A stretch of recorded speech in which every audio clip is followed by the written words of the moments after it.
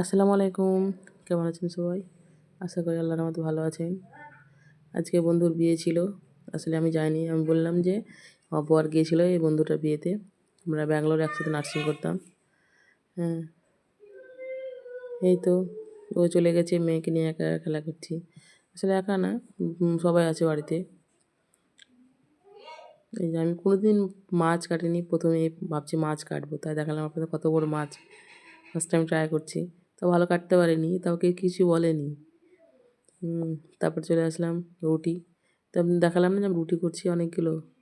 এই তো আর আমার জন্য নিয়েছি গোলাপ আর অনেক কিছু নিয়েছে, গিফট নিয়েছে, দেখাবো আপনাদের আগে। তো এভাবে আটা মথছিলাম আমি। তারপর রুটিটা করলাম তখন।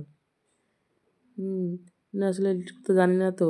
আর আমি ইউটিউবে সেরকম দেখতেও পাই না, ভালো করে টাইমও পাই না দেখার। তো যেভাবে একটু একটু করে জায়গায় কোথাও পেলে ওর সাথে জয়েন করে দিই। ভয়েসটা ভালো হচ্ছে না কারণ গলা বসে গেছে, খুব সর্দি হয়েছে। হুম, তো এই যে এখন আটাটা মথছি কিন্তু ও আসেনি তখন। এইগুলো হওয়ার পর এসছে। আটাটা খুব শক্ত হয়ে গেছিলো। আমি আটা মথতে পারি না। হুম, তাও চেষ্টা করি একটু একটু করে। চেষ্টা তো করতেই হবে, আমার শ্বশুরবাড়িতে কেউ নেই। আমি আমার শাশুড়ি মা। তো দুজনের মধ্যে একজনের করতে হবে। শাশুড়ি মা করে এখন। তারপরে তো রুটি করছিলাম। এইটা তাওয়াটা বসানোর পরেই এসছে ও।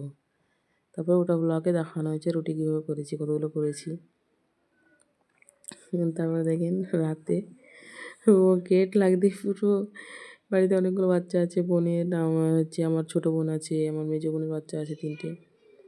তো ও সবার জন্য নিয়ে এসছে, কিন্তু বলছে আগে আমার মেয়ে খাবে, কারণ অনেক রাত হয়ে গেছিলো আর ওরা ঘুমিয়ে গেছিলো যে এখন যদি সবাইকে দেখাই তাহলে সবাই কান্না করবে।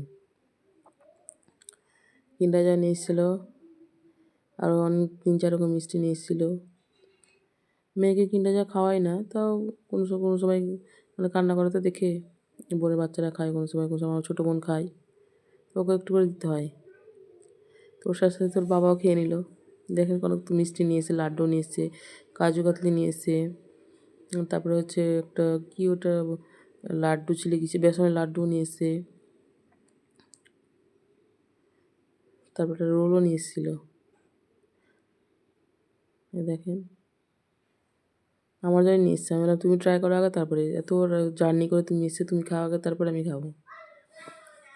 ও সব কিছু আমি জানি না কেন, আমার হয়তো ভাগ্যতে এটা ছিল, কিন্তু ও আমাকে যতটা ভালোবাসে আমার মনে হয় না আমি অতটা বাসি ওকে।